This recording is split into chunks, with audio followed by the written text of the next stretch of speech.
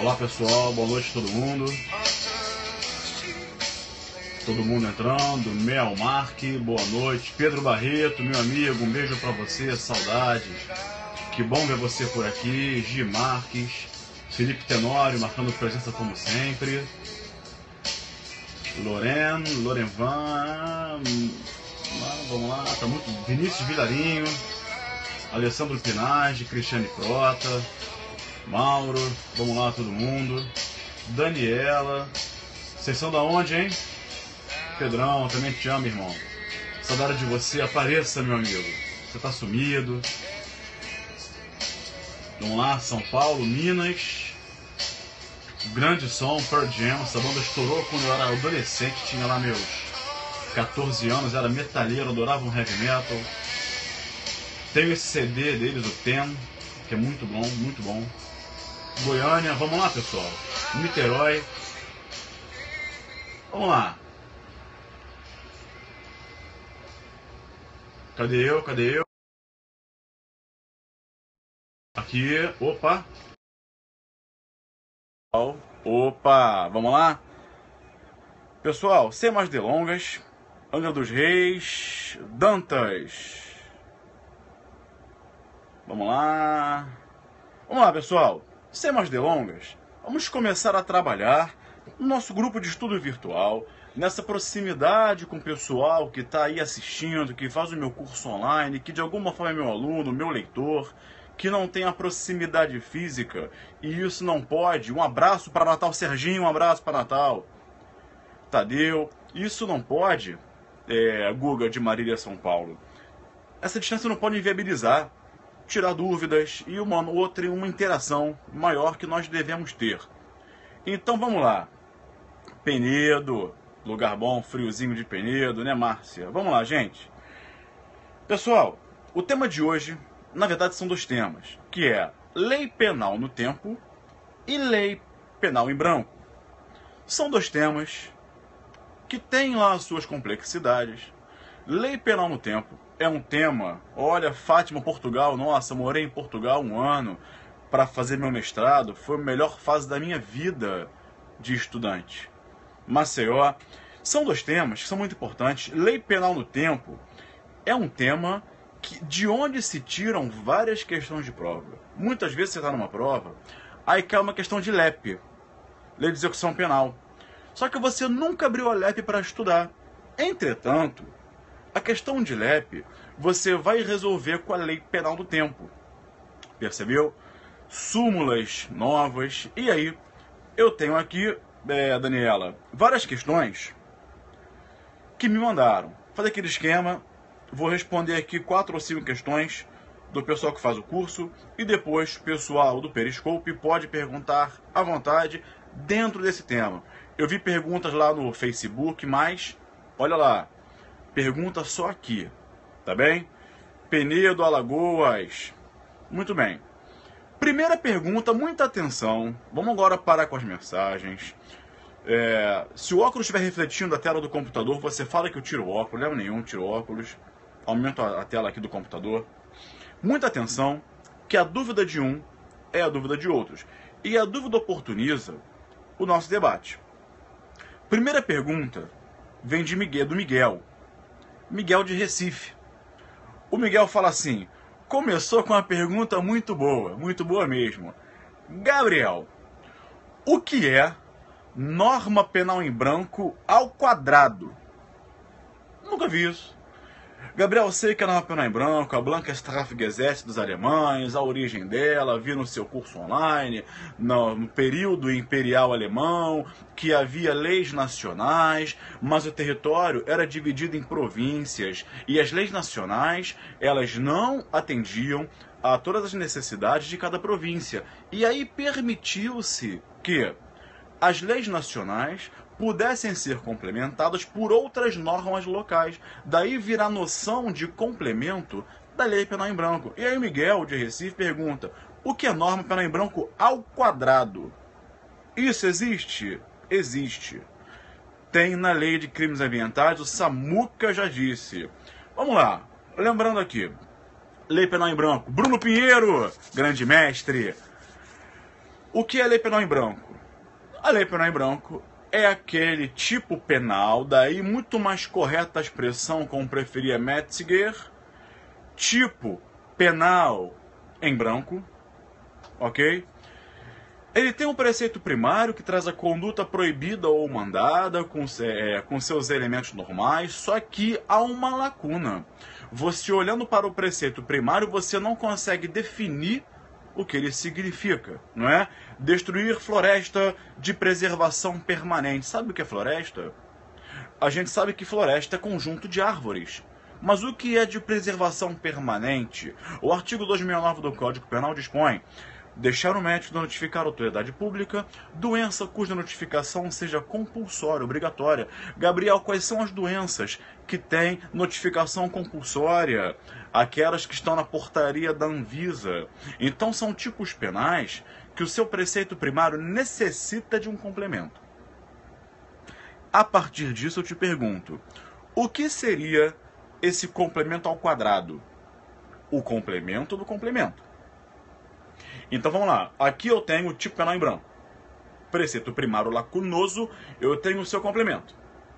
Esse complemento, por sua vez, ele precisa de um outro complemento. Então, tipo penal em branco, deixa eu afastar aqui para ganhar espaço. Tipo penal em branco, complemento, né? O complemento, ele vai integrar o tipo penal. Só que esse complemento, ele depende de uma terceira norma. O complemento desse complemento para integrar essa norma. Então, vem o tipo penal em branco ao quadrado, é o tipo penal que precisa de um complemento, todo mundo sabe isso, né, norma penal em branco, e o complemento precisa de um outro complemento. Então, aqui eu preciso, para a correta interpretação e aplicação do tipo penal, de três normas: o tipo penal em branco, o complemento dele, e a terceira norma é o complemento do complemento. Existe isso? Existe. Abra a sua lei de crimes ambientais, abra aí que eu espero. Lei 9.605 de 98. Artigo 38. O artigo 38 da Lei de Crimes Ambientais fala assim: destruir ou danificar floresta considerada de preservação permanente. Destruir ou danificar floresta considerada de preservação permanente, mesmo que em formação, ou utilizá-la com infringência das normas de proteção. O que é floresta considerada? Qual é, melhor perguntando, a floresta considerada de preservação permanente? Ele não diz.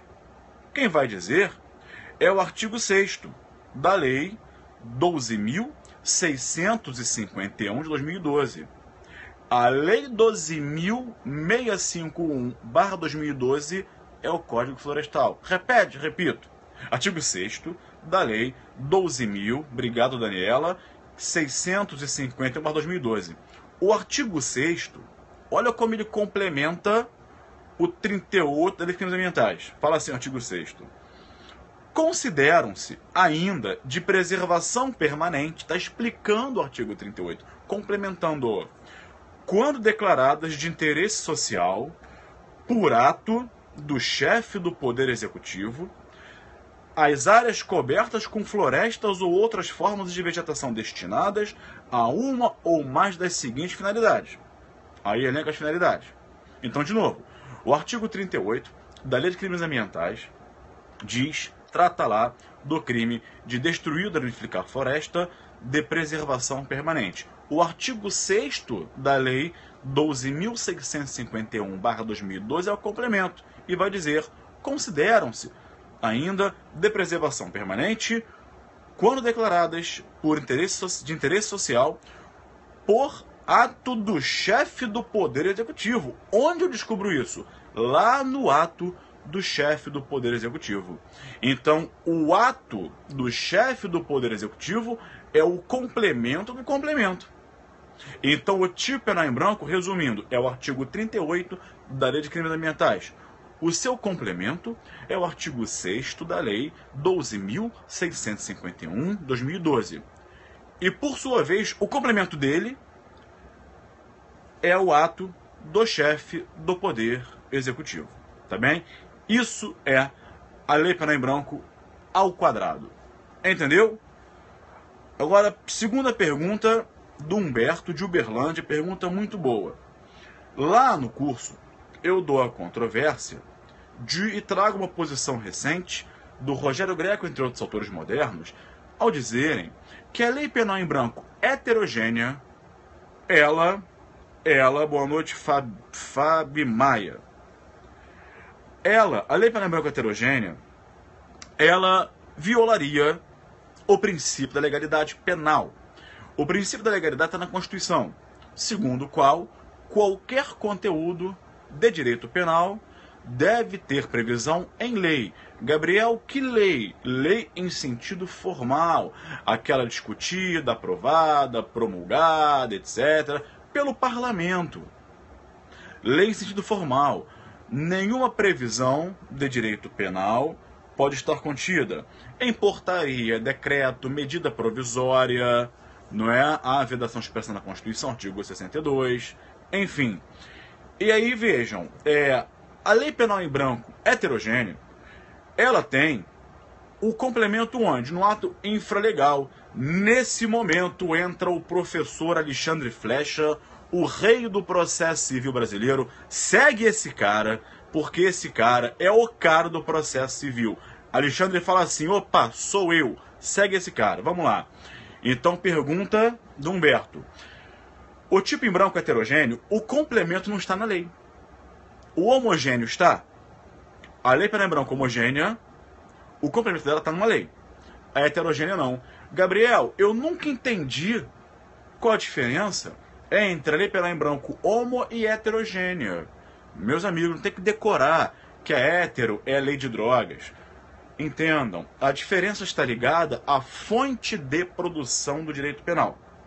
O que é fonte de produção? É quem produz, não é? Quantos dispositivos legais eu tenho numa Lei Penal em Branco? 2. O tipo em branco e o complemento. Tudo bem? Tipo em branco e complemento.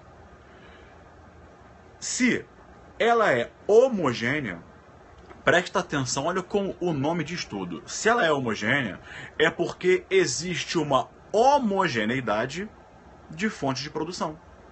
Ou seja, as fontes de produção do tipo em branco e do complemento são idênticas. União Nacional, Congresso Nacional. Por isso que na homogênea, o complemento sempre estará em uma lei em sentido formal. Presta atenção agora. Na heterogênea, há uma heterogeneidade de fontes de produção. Ou seja, o tipo em branco e o seu complemento não derivam da mesma fonte de produção. De forma que o tipo em branco deriva, como derivará sempre, da União Federal por meio do seu órgão legislativo, o Congresso Nacional. O complemento vai derivar de uma outra fonte, que não seja a União Federal por meio do seu órgão Congresso Nacional.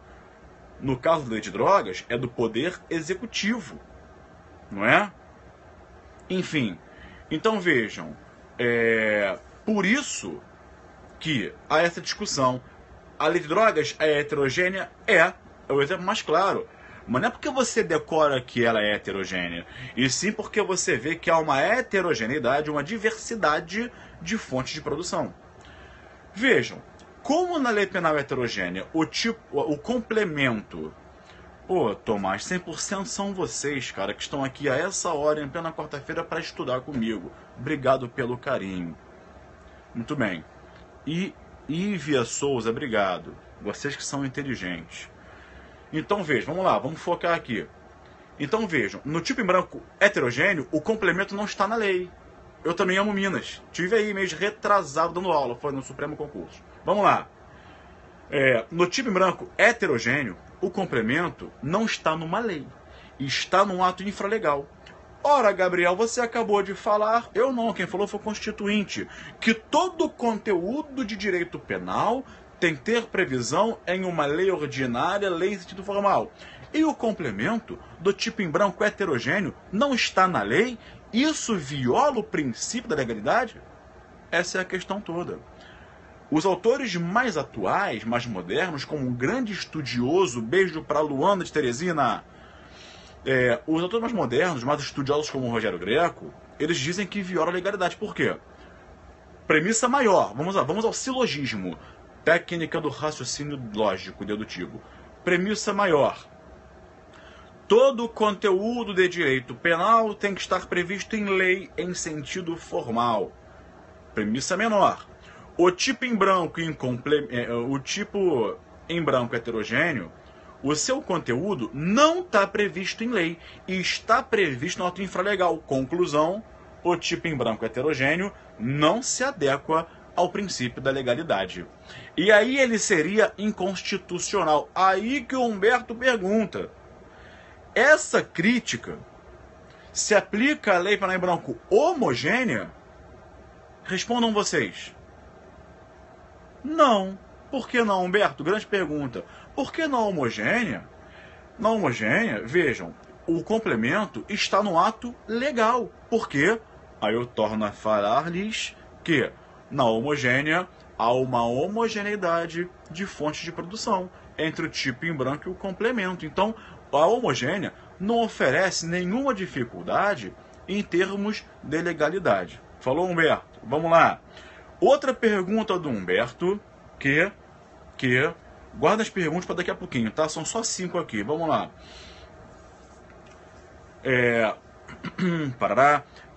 Olha a pergunta dele. É o que eu falo, só tem dúvida quem estuda. É correto afirmar que, lei penal no tempo, caso adotássemos a teoria do resultado para definir o tempo do crime, não seria possível punir os crimes tentados e nem os crimes de mera conduta? Deixa eu contextualizar para vocês a pergunta muito boa do Humberto de Uberlândia. No que toca ao tempo do crime, a teoria adotada foi a teoria da atividade, correto? Atividade, o que significa dizer que, para fins de aplicação da lei penal no tempo, o tema é esse, considera-se praticado o crime no momento da conduta, seja ela comissiva, seja omissiva ou omissiva própria ou imprópria. Artigo 4º do Código Penal dispõe, abra lá, considera-se praticado o crime no momento da ação ou omissão, ainda que outro seja no momento do resultado. O Código adotou, portanto, a teoria da atividade. Aí pergunta Humberto Gabriel, se a teoria do resultado fosse adotada, não daria para punir a tentativa? Daria. Por quê? Imagine você, Humberto, tentativa cruenta, que é aquela onde eu atinjo o objeto material, eu quero te matar. Desfiro em você 5 tiros e você não morre, não é? Causei o resultado, não o resultado consumado, morte, sua morte, morte encefálica, mas eu atingir o seu corpo, logo eu causei um dano à sua integridade física, querendo a sua morte. Então tem resultado? Tem resultado sim. Ah, mas e na tentativa incruenta? Na incruenta não daria, porque o objeto material do delito não é atingido. Ah, Gabriel, então quer dizer que aí seria impossível. Isso seria um óbice à aplicação da teoria do resultado. Na boa questão, na tentativa incruenta ou tentativa branca, não há resultado. Logo, isso inviabilizaria a aplicação da teoria do resultado. E os crimes de mera conduta?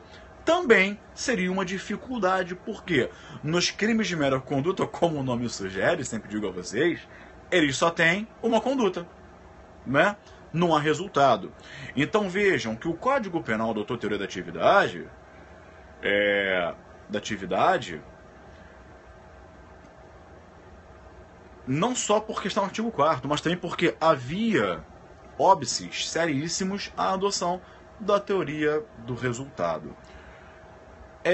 Penúltima pergunta do Cardoso de São Paulo. A súmula 711 do STF não viola o princípio da retroatividade da lei penal mais benéfica? Vamos lá. A súmula 711 fala o quê, gente? Ela trata da aplicação da lei no tempo, ok? nos crimes, Samuca, continuados e permanentes, não é? Então vejam, crime continuado e crime permanente. Dar-lhes-ei um exemplo de crime continuado, homicídio. Eu tenho 4 homicídios. 1, 2, 3, 4. Na realidade dos fatos, são 4 crimes autônomos. Mas se forem praticados os 4 nas mesmas condições de tempo, lugar, maneira de execução e outras coisas mais semelhantes, considera-se que os demais são continuação do primeiro. Então eu respondo por um só continuado. Pera aí, gente, presta atenção aqui, vamos lá. Entre o segundo e o terceiro crime, entra em vigor uma lei mais severa, que aumenta a pena, por exemplo. Essa lei é aplicada a todo grupo de crimes. O que se passa também na permanência, no crime permanente. Se uma lei mais severa entrar em vigor durante a permanência, isso não violaria a retroatividade? Amigos, a súmula fala que essa lei vai ser aplicada independentemente de ser mais severa ou mais benéfica. Por quê? Vejam, quando a lei entrou em vigor, o crime ainda estava a consumar-se. Ele estava consumando ainda. Mas e a retroatividade? Aí eu vou te dar uma outra questão. Presta atenção, para depois não confundirem, não é? A aplicação dele no tempo, ela tem uma regra e uma exceção. Regra, atividade. Exceção, extratividade. Tudo bem? Atividade e extratividade. Extratividade é gênero que abrange 2 espécies, a ultratividade e a retroatividade. Então, quando você fala em retroatividade, você está falando em extratividade. Só que a súmula, meu amigo Cardoso, de São Paulo, ela não trata de extratividade. A súmula trata de atividade. É tempus regit actum. Se o agente estava consumando o crime quando a nova lei entrou em vigor, é atividade, não é extratividade, não é retroatividade e nem ultratividade, é atividade. Por isso que a lei se aplica. Pelo princípio da atividade, tempus regit actum, a lei se aplica aos fatos praticados durante sua vigência, é o que acontece aqui. Tá bem? Muito bem. Eram essas as perguntas. E agora eu quero saber de vocês. Nós estamos aí com 24, faltam 6 minutinhos para acabar o nosso encontro de hoje, não é? Quero saber de vocês se tem algumas perguntas. Vamos lá. Perguntas de vocês podem perguntar. Farei o filtro e a seleção e responderei a todas elas. Felipe Tenório. A revogação do complemento da norma em branco heterogênea retroage para beneficiar o réu. Ô Felipe, isso aqui é tema altamente importante. Importante porque retroage? Depende. Frederico Marx dizia que não. Ok? Só vai retroagir de forma benéfica ao réu se houver a revogação do tipo principal. Tudo bem? Agora, o que é lei em branco quadrado? Eu falei no comecinho do vídeo, volta lá. Agora, a posição majoritária, que é a posição de Günther Stratenwert, está lá no seu Lebur das Strafrechts, no seu Tratado de Direito Penal, ele fala que sim. Por quê? O complemento é elemento do tipo? É. Tanto é que sem o complemento o tipo não existe. Não há aplicabilidade. Então, se o complemento for revogado, essa revogação retroage para beneficiar o réu. Ou seja, isso aconteceu com cloreto de etila, não é? Uma portaria da Anvisa retirou o cloreto de etila da lista de drogas. E aí o que aconteceu? Isso chegou no Supremo Tribunal Federal. E o Supremo disse, espera aí, a retirada do cloreto de etila da lista da portaria de drogas, isso gera abolicio criminis. Logo, cessam todos os efeitos penais. Mas é claro, Madison, que é razoável. Também concordo. Porque vejam só. vou responder essa pergunta. Cap Simon. Vamos lá. Dizia eu... por que é mais benéfica? Pelo seguinte, por que é mais coerente, é mais correta? Porque o complemento integra o tipo. Se eu revogo o tipo, não gera abolício criminis? Sim. Se eu revogo o complemento que é necessário para a tipificação da conduta, isso gera abolício criminis, tá bem? Gabriel, pergunta muito bem feita agora. Veja só, Thiago. A jurisprudência mais favorável ao retroage? Bom, isso é uma tese que é levantada. Alguns autores entendem que sim, ok? A jurisprudência mais favorável, ela pode retroagir.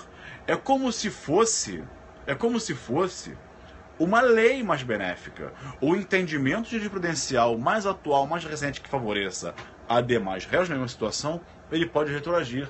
Tem um livro, ele está por aqui, eu estou aqui na minha biblioteca de casa, do Marcos Vinícius, se eu não me engano, ou está por aqui, não sei, tem que ver.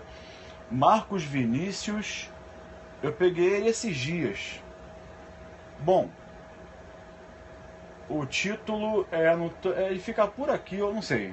Aqui são mais de 1000 livros de direito. Então, ele fala ele tem um livro chamado da retroatividade da jurisprudência mais benéfica, ok? Então, essa tese existe e eu tô intrigado que eu peguei esses dias, ele tava por aqui, deixa eu ver se eu acho ele. Não vou achar agora. Bom, enfim, o título é parecido com isso. A retroatividade da jurisprudência mais benéfica, tá bem? Então, a tese dizendo que retroage. Mas e na prática? Eu nunca vi os tribunais adotarem essa posição. Ok? Vamos lá. O que mais? Mais perguntas? Vamos lá. Gabriel, e a súmula vinculante retroage? A súmula vinculante, ela é o que há de mais, como o nome diz, vinculante, de mais claro que há em termos jurisprudenciais. Então, se uma jurisprudência retroage por essa tese, não é uma tese, a súmula vinculante também, mas não há nenhuma norma expressa, nenhum posicionamento jurisprudencial da Suprema Corte ou dos demais tribunais dizendo que uma súmula vinculante pode retroagir. Tudo bem?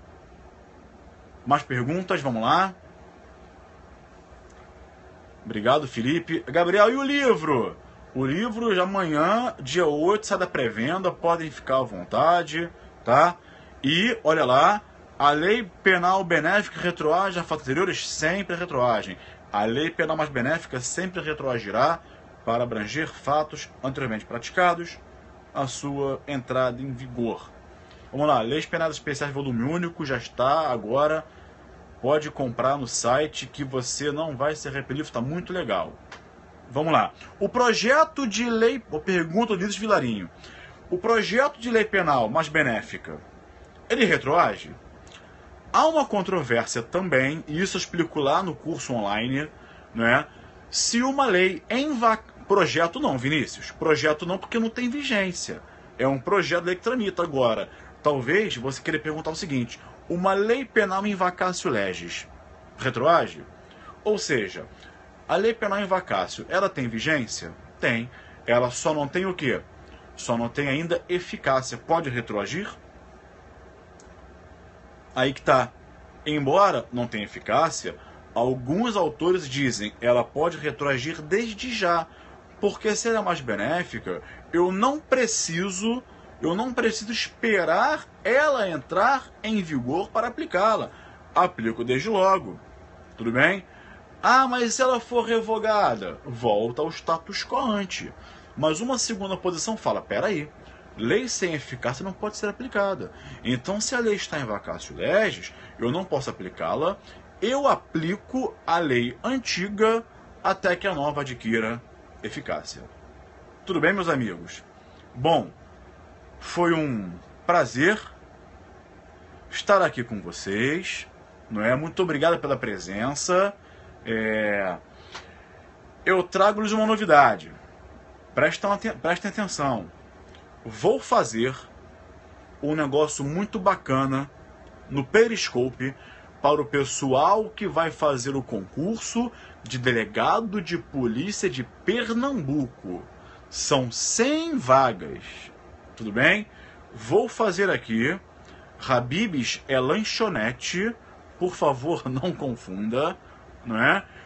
Farei aqui no Periscope, Daniela, Felipe, dicas, aulas curtas e rápidas sobre temas para o concurso de Delta Pernambuco, ok? Então, fiquem atentos. Vai começar quando? Não decidi ainda, mas vou fazer. Fiquem atentos a isso. Tá bom, senhores? Alessandro, um abraço, amigo. Bom, foi um prazer, como sempre. Desejo a todos vocês bons estudos, boa noite e que vocês tenham aproveitado bem o nosso encontro de hoje, como eu também aproveitei. Um abraço, pessoal de Búzios. Vamos lá. De onde mais vocês são? Vamos lá, vamos lá, vamos lá. De onde falam? De onde falam? Niterói, Manaus, Natal, Fortaleza, Recife, Rio de Janeiro, Minas, Goiânia, Ilha do Governador, Parará, Rio, Presidente Prudente, São Paulo, São Paulo DF, São Luís, Goiás, de Fora, Chapecó, Vila Velha. Vamos lá, Petrópolis. Manda um alô para Mossoró. Tive em Mossoró há um tempinho atrás, fazendo uma palestra para os promotores lá do MP de Rio Grande do Norte. Espírito Santo, Campo Grande, Cachoeiro. Gente, um abraço para vocês. Fiquem na paz e desejo a vocês bons estudos. Quando é que esse livro vai começar a ser entregue? Não sei, depende da editora. Mas os livros costumam esgotar no primeiro mês. Então, se eu fosse você, eu não perdia a oportunidade. Quem fará concurso para delegado de Pernambuco, a maioria das leis do edital estão no meu livro volume único, que agora está mais completo, mais extenso, mais atual e também mais barato. Tá bom? Gente, um abraço. Até quarta-feira que vem. Quarta-feira que vem, o nosso tema será um dos temas mais complexos da parte geral do direito penal. A hora de tirarem suas dúvidas vai ser naquela hora. Quarta que vem, no mesmo horário. O tema será conflito aparente de normas. Gabriel, eu nunca entendi isso, então você vai entender na quarta que vem. Tá bem? Um abraço, até o próximo encontro e tchau.